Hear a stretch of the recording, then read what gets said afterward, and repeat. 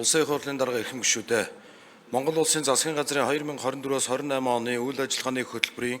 2 дугаар зүйлд зүрх судасны үндэсний төвийг төрөлжүүлэн байгуулна гэж Монгол улсын хөгжлийн 2025 оны төлөвлөгөөний 3 дугаар зүйл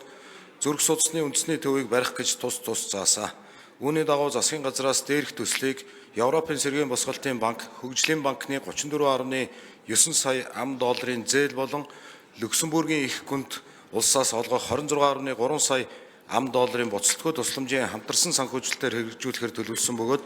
улсын их хурлын эдийн засаг, төсөв болон аюулгүй байдал гадаад бодлогын байнгын хороодод танилцуулж зээлийн хэлэлцээрт гарын үсэг зурх эрх олгох ерөнхий сайдын захирамжийн төслийг дэмжснээр 2025 оны 10 дугаар сарын 29-ний өдөр зээлийн гэрээнд гарын үсэг зураад байна. Төслийн хүрээнд 120 ортой тусгай зориултын зүрх судасны эмнэлгийн барилгыг шинээр барьж тоног төхөөрөмжөөр бүрэн ханган ашиглалтанд оруулах бөгөөд төсөл хэрэгжснээр зүрх судасны төрөлцсөн нарийн мэргэжлийн тусламж үйлчилгээний хүртээмжийг 2 дахин нэмэгдүүлж жил бүр өсөн нэмэгдэж байгаа зүрх судасны өвчлөл нас баралтын хэмжээг бууруулах өндөр ач холбогдолтой болно.